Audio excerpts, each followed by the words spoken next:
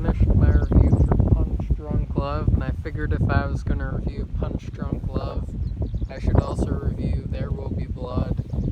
And I'm going to rewatch Inherent Vice before I review it, because it's a secret society of dentists. I didn't fully get grasped into it the first time, but There Will Be Blood. Whoa. So it's you could say mainstream art house movie. I mean, like, the first 10-20 minutes there's no talking, not like 2001: A Space Odyssey, which it's a travesty I don't own that, which for the first 30 minutes there's no talking.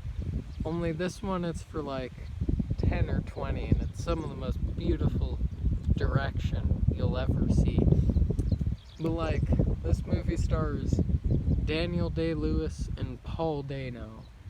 And now, I've heard criticisms of Paul Dano's performance, but I mean, he has Daniel Day-Lewis to live up to in his performance. So like, I mean, you can't exactly compare the two. But yeah, I mean, if you're a film fan and you haven't seen There Will Be Blood, like, what are you doing? I mean, if you haven't seen any of Paul Thomas Anderson movie and you're a film fan, what are you doing? I mean, Paul Thomas Anderson is one of the greatest directors working today. But like, yeah, this film is breathtaking. The opening shot where they have that pit of oil, it's even sort of a scary scene too, because it's like, the music in this film, that ending score, the violin concerto, Beardy, I listen to that sometimes on my bike ride here. It is, I mean, it's just one of the most beautiful scores. And it's not even the main score, it's just the ending score.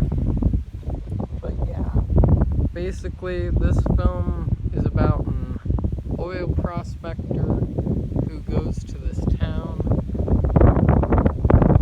and is looking for oil, basically. He buys this house, but then this preacher sort of comes up against him. And it's a movie where everybody is wrong. There's pretty much not a single good person except for the son. The son is the best person. I've heard a complaint that this movie is bad just because, like, there's not a single character that's a good person. And, I mean, I can see that being a complaint, but, like, I couldn't care less. Like, I've seen main characters in movies that are just evil, and the movies are still amazing.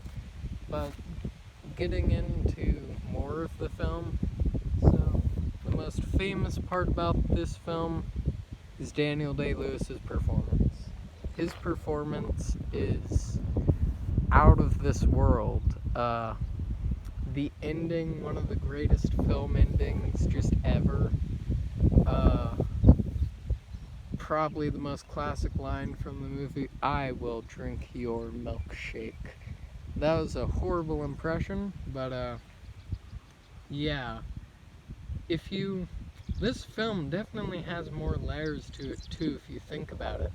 Because Misfit Pawn, check him out again, love that YouTuber. But like, it goes into capitalism, those who thrive in it, those who don't, greed. Oh, it definitely goes into greed. Greed is one of the best parts of the film by far. Like, it just explores.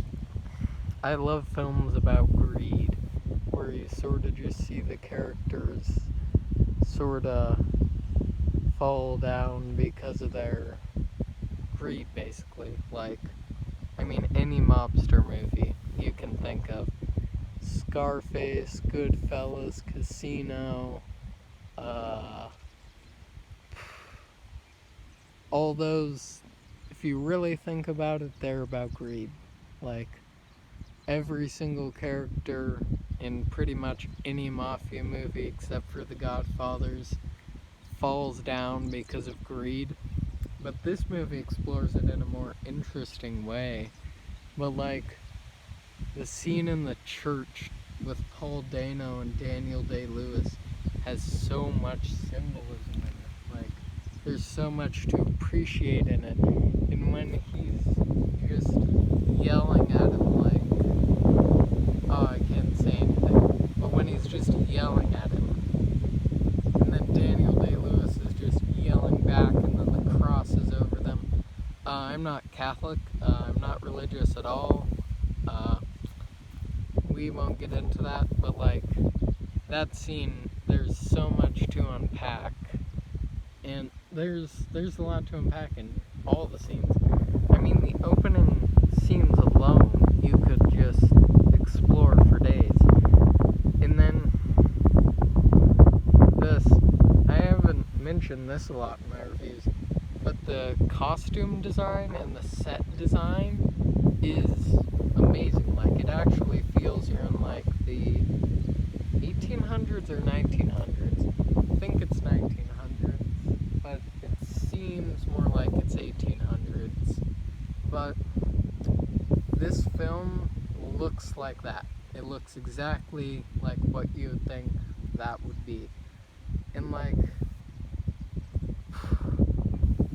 this is pretty much a film fans or film buffs just, it's definitely, I would bet it's on IMDb's best films of all time, because how could it not be? It's usually on people's favorite movies of all time lists, and I would agree, but like, it's not in my favorite movies of all time. It's a lot lower than it would be on most people's lists, maybe in like my top 50, because like, they're just films that I consider better. Well, no, like, I don't consider them better, they're just more my favorites. And that's another thing. Like, Punch Drunk Love is my favorite Paul Thomas Anderson film, but sorry, forgot the name for a minute there. There Will Be Blood is the best Paul Thomas Anderson film. But yeah, the performances are great, the direction is great, the acting is great, the set design is great, the script. Oh my gosh, how could I forget to mention this? The script. Basically, the ending scene to the beginning scene to the ending scene, sorry, you're hooked because there's just such great dialogue. And like, if it wasn't Daniel Day-Lewis doing this, then like, it just wouldn't be the same movie. I mean, you can't put anyone else in that role. Same with Paul Dano. It just seems like he's the perfect actor for it. I mean, like, he has to portray some emotions, and then Daniel Day-Lewis has to portray some crazy stuff. But then his son, the child actor who plays his son, is also pretty great. I mean, all the acting's top notch, all the directing's top notch. I mean, it's definitely one of the greatest art house films ever made. I mean, it's also a mainstream art house film, so that's different. Sort of like Blade Runner 2049. Still need to see both the Blade Runner films. Planning to buy them both soon. But once again, I wait yearly to buy. Well, no, I don't wait yearly. I just save up a lot. Like, I don't just spend like weekly on stuff like some people do. But like, yeah. I think I pretty much said everything I could have about the film. Oh, and then the edition of this on DVD I have is actually really cool, because, like, if you have the edition I have, I wish I could get it in a more normal DVD version, because that's one small complaint I have. They need to make a more normal DVD version, or it'll look better on the shelf. But, like, it's a more smaller case type thing. If you open it, there's a shot from the movie, then the disc is on the side, then there's an extra disc. But, like, it just doesn't... It's a great DVD, but, like, I would have preferred to have the, like, normal, new type DVD thing. Not criticizing it, because I love the DVD. But yeah, sorry I just went on that tangent.